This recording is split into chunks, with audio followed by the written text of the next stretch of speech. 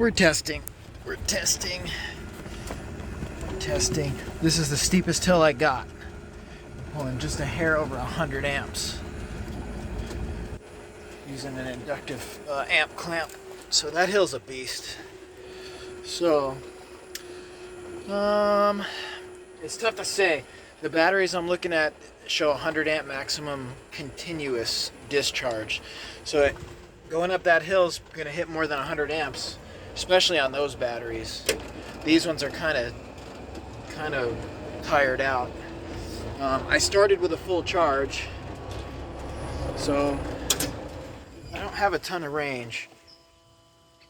On these batteries, but basically what I did was I popped the seat off, obviously, find out which cable is actually your 48 volt that goes to the solenoids and ultimately the controller and motor and all that.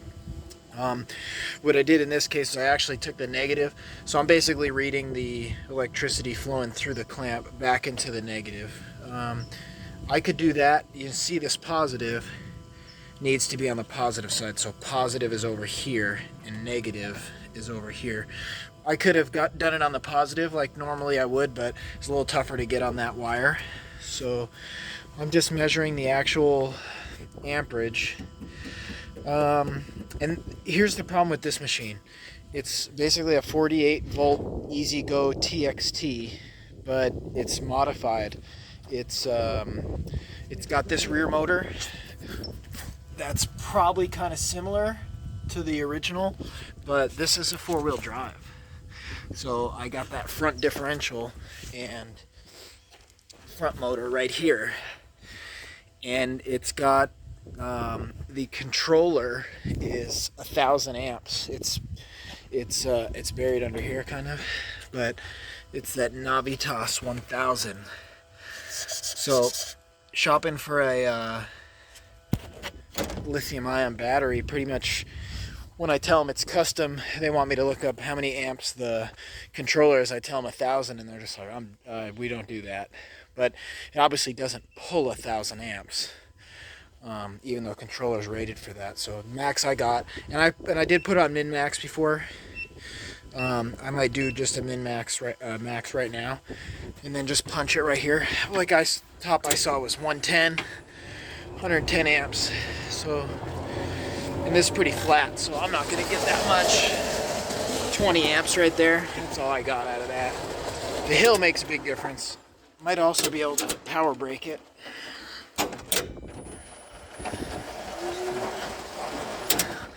Whoa, that was a record breaker. 200 allegedly. That was with my foot on the brakes as hard as I could. Not sure, that might have been a fluke. So that's kind of the drama, is finding a lithium-ion battery pack that the battery management system can supply what you need. Like in my case, shoot, that's kind of weird. Let me see if I can get that number again. Let me go do a reset here.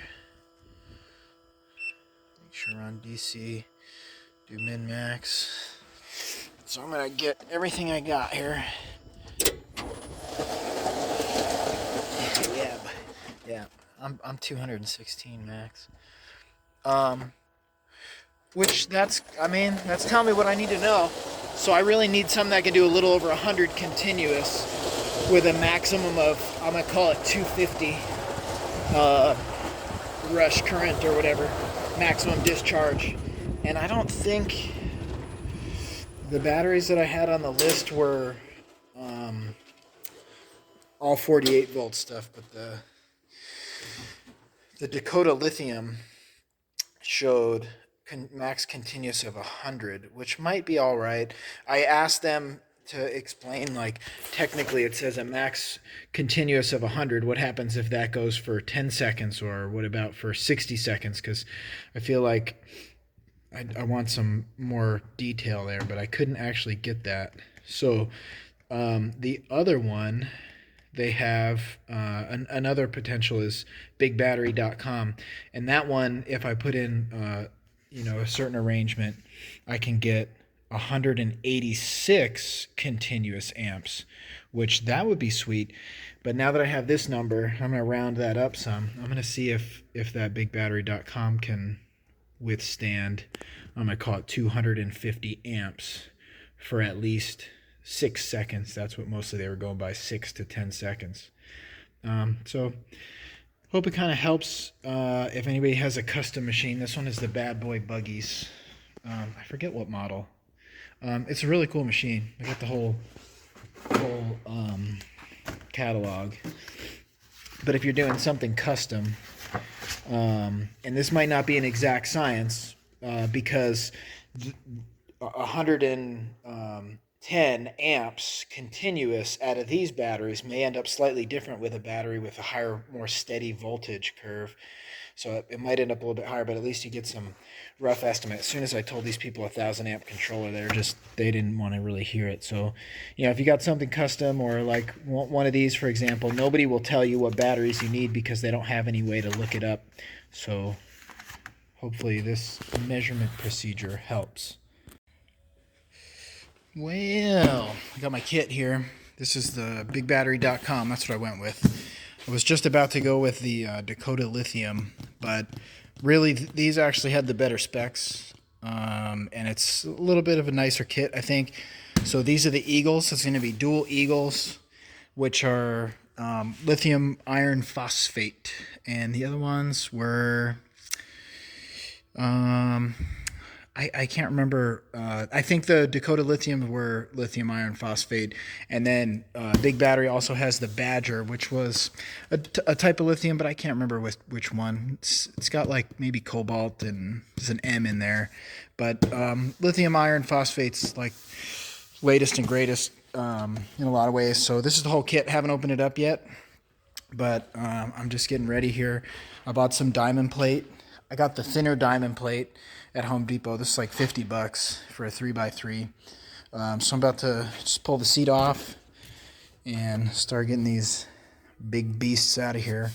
I guess I'm not really planning to do a step-by-step. Just, if you've not worked with batteries, you really shouldn't do this job. But if you've worked with batteries, observe all the common hazards when dealing with these batteries. Like, tools are metallic, so they're conductors. So don't be laying any tools in here and shorting out the positive and negatives.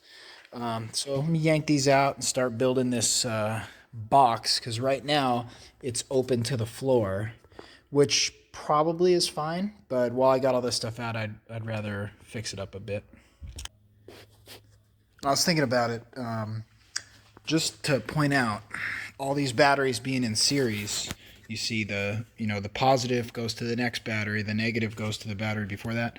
But the way that they're all wired, if you look right here, this one is going out to the golf cart electronics, and so is this one. So you kind of want to get an idea, and it makes sense because this is where the charger's connected, but this is basically the end of the line negative, and this is the end of the line positive. So these cables here are the ones that I'm going to end up connecting to the new battery.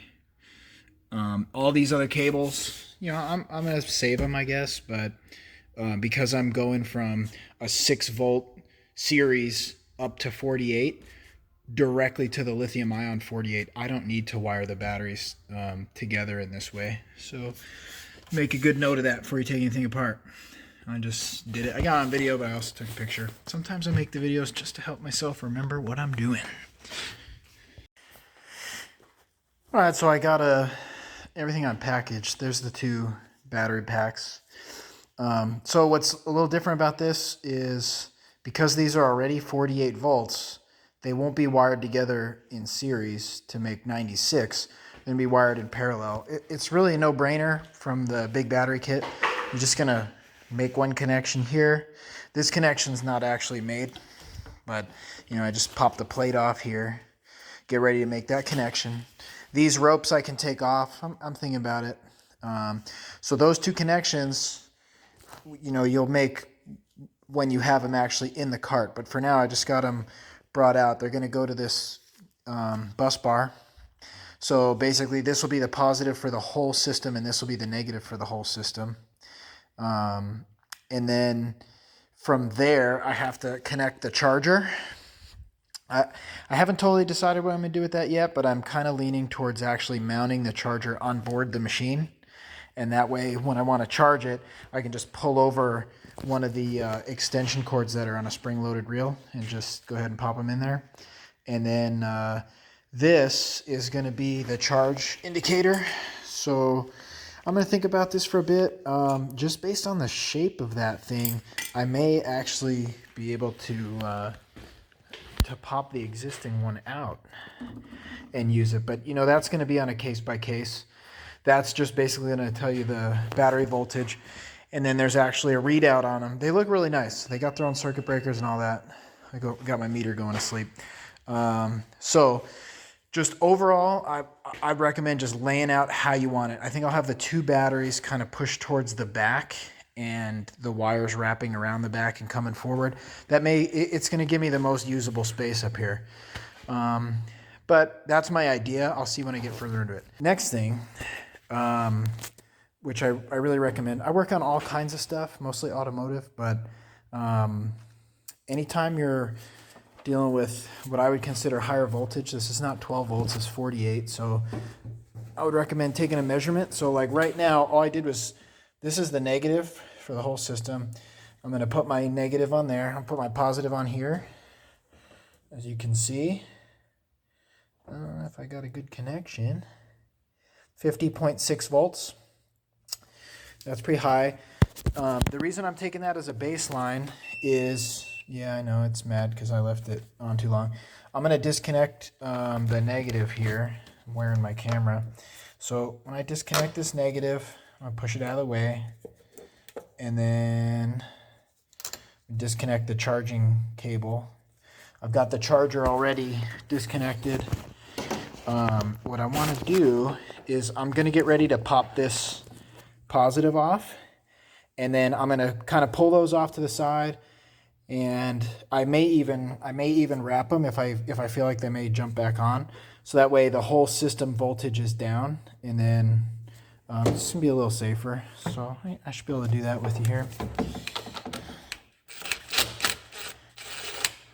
We'd have a big debate about using hand tools versus power tools, but I'm not going to open up that can of worms right now. So this is my charger. By the way, this meter is non-conductive, all plastic, so I can lay it on there without worrying, but that's not true for anything that's a conductor. Okay, so, and these zip ties are going to break. It's all brittle. I'm not even going to try. So I'm just going to flop that out of the way. And then I'm going to pull this, which looks like this is the wire for the current charge indicator. I'm just going to kind of shove that back. Pop this off. May see a spark or two. And I'm going to, looks like probably folding it over there will work pretty good. I'm of course going to clean that cable all up. Now, power my meter back on here.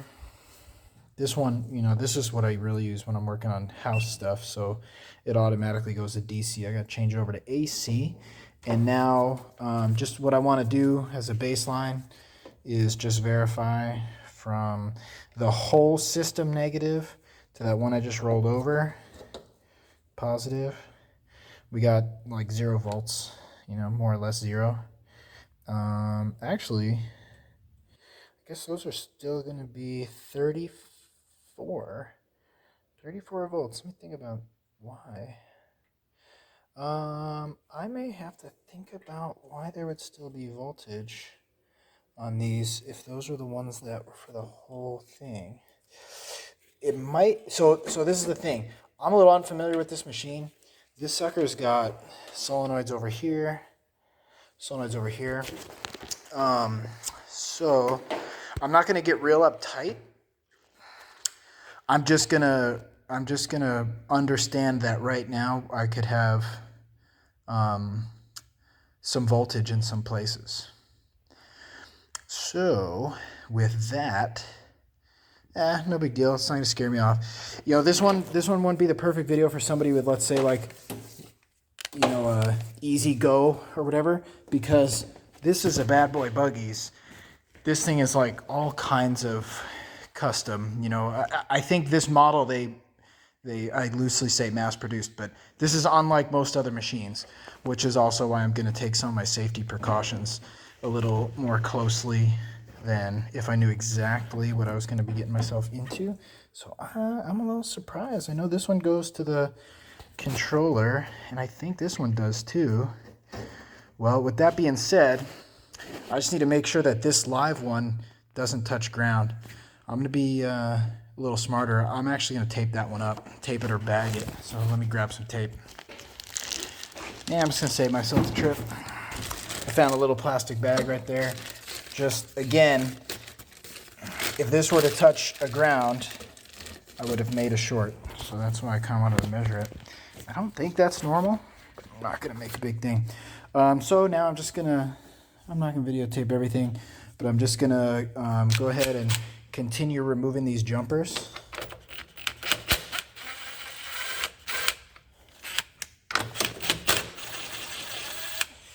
I'm going to make a nice little collection of these. And I'm going to keep all my hardware. I might even thread them back on because these batteries aren't totally shot. They're just reduced range, so I'm probably going to sell these. Probably the next person would appreciate that there's hardware with them. And then I got the hold down stuff. I got to undo all the hold downs. This is not really going to be rocket science. Pop off all the jumpers, pop off all the hold downs, and then I'm going to start lifting them out. Oh, and by the way, this wire was going to that positive. This battery and this battery are the first in line. So look at this one's got an extra wire coming off the negative. This was powering all the 12-volt accessories. So this has got headlights. It's got a phone charger. It's got some various things. So I'm going to have to keep in mind this wire and this wire are where I need to provide 12 volts later. And that's not part of the Eagle kit. I'm going to have a step-down converter. DC to DC, 48 volts to 12 volts. So just a note.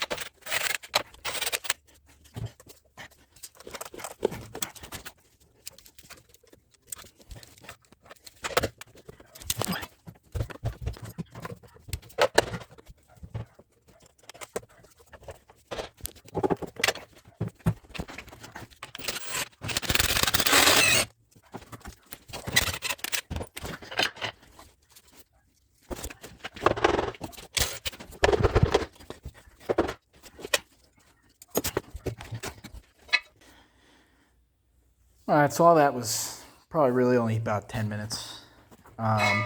Just gonna make sure I got the wires where I want them, and then it's time for me to start yanking these batteries out.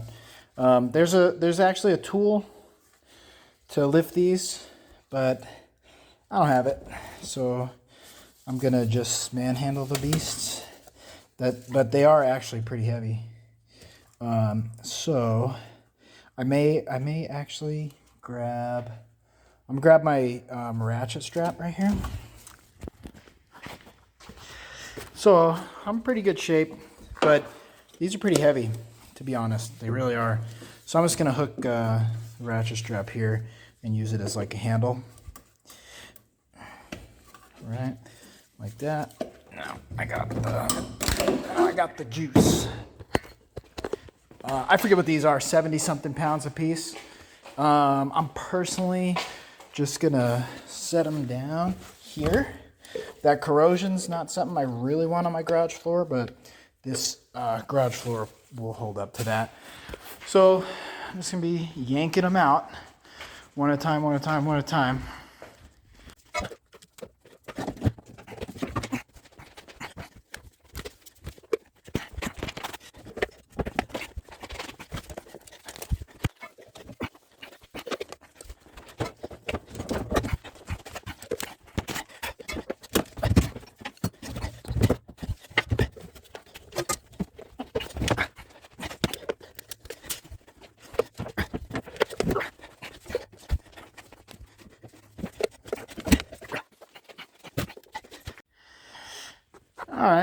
those don't look like much, but that was a little bit of work.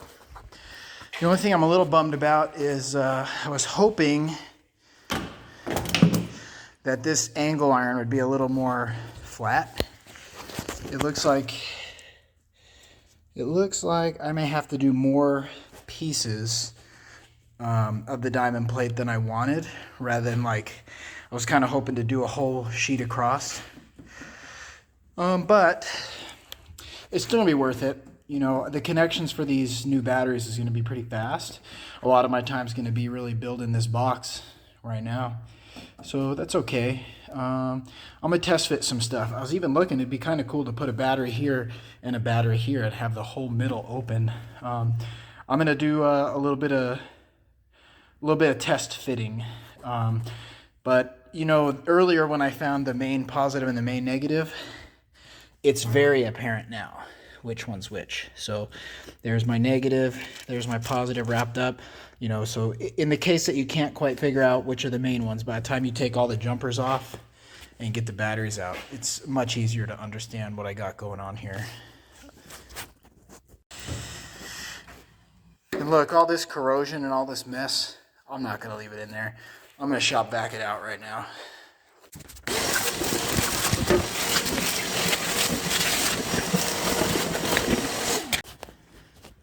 All right, check it out. The other thing, and this is to be expected with battery acid. Anywhere the battery acid has eaten away at the paint. Before I get too far on this, I'm gonna lay a cardboard under this, and I'm gonna Rust-Oleum black, all that stuff. You know, just now's the time to do it. I don't intend to take these lithium batteries out maybe ever in the next 10 years. So this stuff's gonna be pretty bad if I don't kind of take care of it. Rust-Oleum's pretty nice. I may just scuff this up a little bit. I'm probably not going to spend a lot of time on this little corrosion powder, but the thing to do would actually be to put baking soda and water on this, and that's going to neutralize the battery acid. So I'm gonna clean it up, but I'm not going to make a huge project out of it.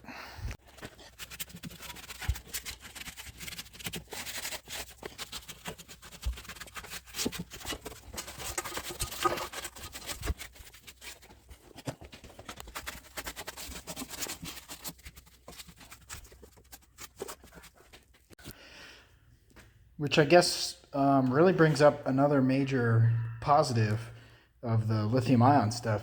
The only real damage to this cart that's like 15 years old is where the battery acid, you know, ate up some of the paint. And the lithium ion is just going to be, you know, a major maintenance improvement, and overall it's just going to be better for the machine to not be having that battery acid occasional overfill, boil over. Not going to have to play around with adding distilled water. So that's kind of a bummer. But when this thing was made, lithium ion was really early on, so it wasn't much of a thing. So I'm going to kind of let this dry and maybe test fit some things. And then by the time it's dry, I'm going to mask it up and shoot it Rust-Oleum black. All right, so I got a pretty cool idea of, you know, where I want to mount these. So what I'm doing now is I'm just putting these brackets on. It'll be a little tough to get everything on camera, but the brackets just lay right there. There's some machine screws they sit in. I'm gonna do it on the flat floor, that way I make sure I got it flat. Just gonna buzz them in. It's just really easy. There's adjustments on the brackets, so you know, I could put a little space underneath the battery pack or something, but don't see any real reason for that for me. Just got to get my coordination back here, and then get these two buzzed in. And then I'm going to kind of go over where I'm thinking I'm going to lay these out. And again, these are not lead acid, so really could be mounted anywhere. Nothing liquid inside of them. So that's going to be over there on that side. This one sits right in here, pretty tight and tucked in, but see the bracket down there? I even happen to have a hole lined up, so I may not use the self-tapping screws. I may nut and bolt that and then shoot some self-tappers in here. As long as you can anchor the bracket down, that way in the case that you roll over or something, you really don't want any damage to these battery packs, because that's when you get into the thermal runaway. And, you know, thermal runaway is a fancy name for fire. If it was a lawsuit, they'd call it a thermal event, but you can call it a fire. So, you know, my idea is this. I'm going to lay the other one in there, make sure the cables and everything are going to reach, and that just opens me up for a huge area for whatever here. But I do need to make sure that, man, those are long. Those are going to reach no problem. But I got to make sure that I got a good spot to mount the bus bars and figure out the charger and stuff. So far it's looking good. And the cool thing is, by the way, now that the battery's all out, all this stuff is dead. So, you know, if I'm in here working, there's really no hazard. If you were worried about it, you'd again take a meter and measure across these two.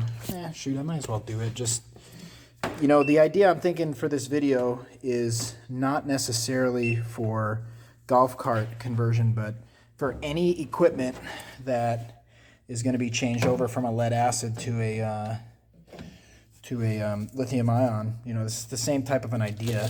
You need to know what your open circuit voltage is and what your amperage draw will be, and figure out if the lithium ion will meet that requirement, and also the onboard battery management system will handle the amount of amperage that you need. So here to here, man, trying to get my coordination back. Black, red. Gosh, why is it on amps? Yeah, ding dong. Yeah, ding dong. Now I'm on DC. I was on AC, so now we should be good. Okay, so, you know, I'm showing just millivolts, basically 0.0. So I'm cool. Like, the reason I say that is, you know, for whatever reason, there's other batteries you don't know about, or there's capacitors that are charged up or something. So, like, everything is safe. I could throw a wrench into that electrical connection and we're cool. And then the lithium ion packs, the breakers are off, so the voltage is isolated inside of the pack. So test fitting and everything, don't be too worried about bumping into stuff and causing welding to happen. There's gonna be no arcs. So let me, oh, and the other thing, one of these two battery packs has the voltage indicator. Now this one has it. The reason I want to put this battery on this side is because underneath there's a pretty clean path for me to connect up to that existing wire conduit, that loom or whatever, and run it up. Whereas on the other side, there's some linkage and stuff over there. I'm just going to steer clear of that. So I'm going to take this, and that'll go to the extension cord, and then I'm going to run that under the machine, zip tied up, you know, protected well, and pop it back into the battery display. So choose which side you're going to mount that battery on if you're going to be mounting them far apart like my current plan is. So I'm going to continue and come back to it. All right, I'm liking it. This is what I'm going to do. The only little bit of a bummer is I can't read really well the LCD that tells me my battery voltage, but that's, if I really wanted to, I could, so that's okay. And also, I'll have the battery indicator up here, so I'm cool with this. This is what it's going to be. And then I've got plenty of wire, plenty of distance, plenty of stuff. I'll have to land the main positive and negative here on the bus bar. At that point, you know, I'll get an idea of exactly where I want to put that bus bar. It could be on the bottom. You know, if I shoot it right down on the diamond plate, no big deal, because it's got the nice covers over there, so nothing's going to get arced and sparked and whatnot. And then it leaves me a lot of options. Same with the onboard charger. I may maybe think about mounting the onboard charger somewhere in there. And then as for the charging port, I'm going to really think about that.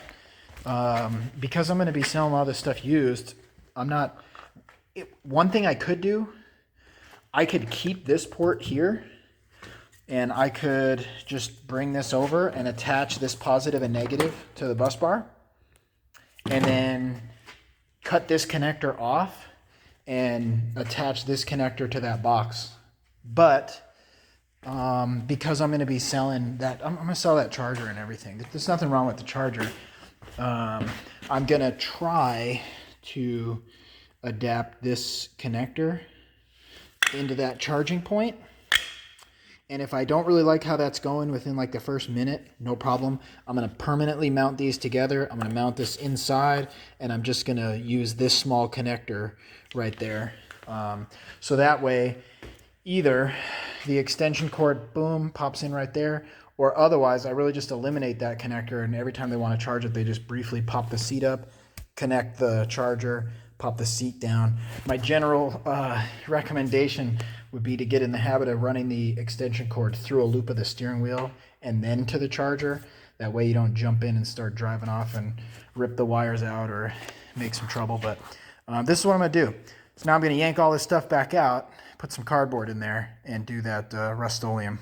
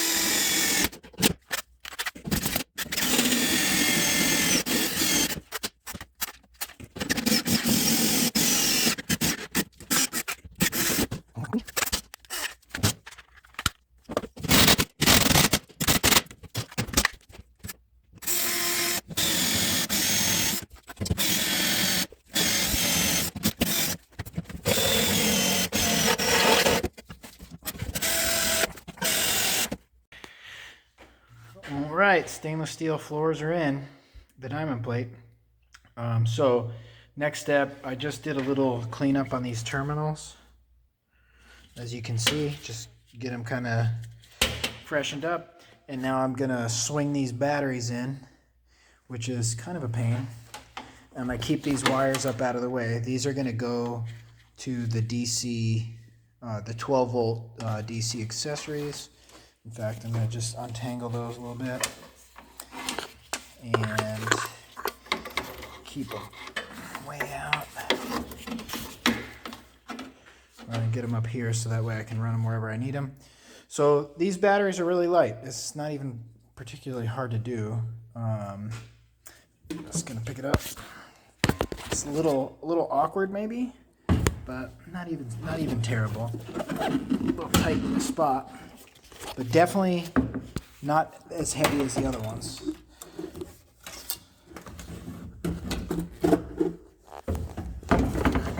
Okay. Bring it down a little more. And then, like I was saying, I can get that hole to line up down in there. Just that one. So that'll be a nut and bolt. And this back one I'm about to play around with right now. The back one may be a little tough to anchor, but with the self-tapping, same as how I did the floor, with the long bit, I'll be able to get it done. So there's that one. Now before I anchor these, I'm probably gonna just make a plan for this wire and just start laying stuff out. So you can watch.